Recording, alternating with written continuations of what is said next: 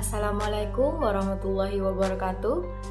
Perkenalkan, nama saya Sofiana Anissa. Di sini saya akan mempresentasikan tentang pemikiran pendidikan Islam Buya Hamka yang diampu oleh Bapak Ali Armadi, SPD MPD. Hamka adalah singkatan nama dari Haji Abdul Malik Karim Amrullah Datuk Indomo. Ia lahir di Sungai Batang Maninjau, Sumatera Barat pada tanggal 16 Februari 1908 Masehi, bertepatan dengan tanggal 13 Muharram 1326 Hijriah. Lahir dari pasangan Haji Abdul Karim Amrullah dan Safiah Tanjung, sebuah keluarga yang taat beragama.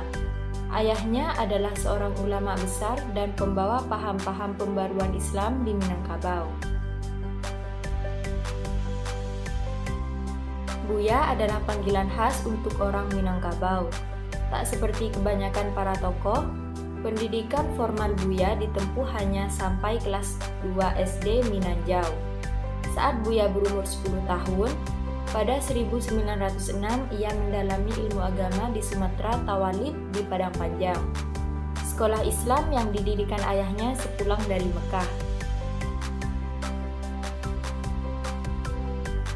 Buya Hamka adalah seorang yang selalu haus akan ilmu. Beliau adalah sosok yang ingin terus belajar dan berkembang. Sejak sekolah, Buya mulai mendalami agama Islam dan Arab serta menambah wawasan di surau dan masjid bersama sejumlah ulama terkemuka. Pada 1927, Buya Hamka memulai karirnya sebagai guru agama di Perkebunan Tebing Tinggi, Medan. Buya pun mengabdi di Padang juga sebagai guru agama dan mendirikan madrasah. Tak hanya agama, Buya juga menguasai berbagai ilmu, yakni filsafat, sastra, sejarah, sosiologi, dan politik. Buya mempelajari semua itu secara otodidak tanpa pendidikan khusus. Jurnalistik pun menjadi salah satu ketertarikannya. Sejak awal 1920-an, Buya menekuni ilmu jurnalistik dan berkarir sebagai wartawan, penulis, editor, dan penerbit di berbagai surat kabar. Buku pertama yang berhasil diterbitkannya berjudul Hatibul Ummah dan disusul dengan sederet judul lainnya.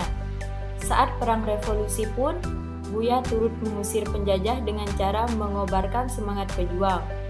Pada 1957, Hamka kembali ke dunia pendidikan dan menjadi dosen UI dan Universitas Muhammadiyah.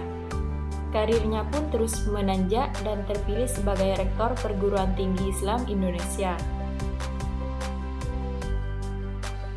Buya Hamka adalah sosok cendekiawan Indonesia yang memiliki pemikiran membumi dan bervisi masa depan. Keterlibatan Hamka di berbagai aspek keilmuan menunjukkan bahwa beliau adalah sosok yang cerdas, penuh inspiratif, dan masih banyak hal lain yang dapat kita adopsi untuk mencetak generasi-generasi masa depan seperti Hamka. Pandangan Hamka tentang pendidikan adalah bahwa pendidikan sebagai sarana yang dapat menunjang serta menjadi dasar bagi kemajuan dan kejayaan hidup manusia dalam berbagai ilmu pengetahuan. Pendidikan tersebut tergabung dalam dua prinsip yang saling mendukung, yaitu prinsip keberanian dan kemerdekaan berpikir.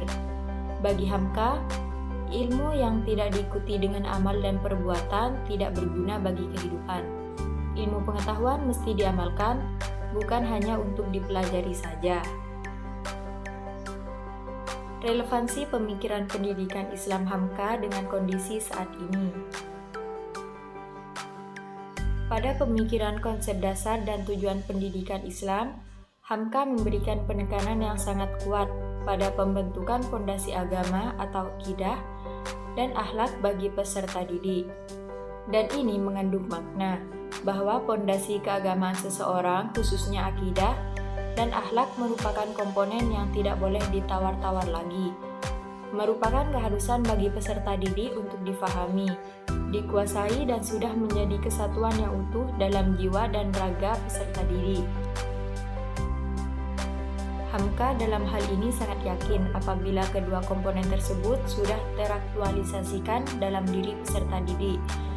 Maka tantangan, hambatan, atau godaan sebesar apapun tidak akan mampu menggoyahkan akidah dan keimanan peserta didik, dan pada akhirnya akan dihasilkan peserta didik yang berkualitas serta mampu mencapai tujuan pendidikan Islam, yaitu menjadikan manusia yang insan kamil atau paripurna.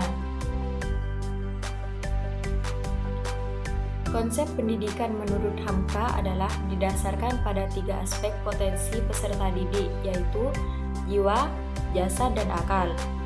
Dengan 3 aspek tersebut, jelas di mana Hamka lebih menekankan pemikiran pendidikannya pada aspek pendidikan jiwa atau akhlakul karimah, atau yang disebut juga budi pekerti, yang dibentengi dengan akidah yang kuat.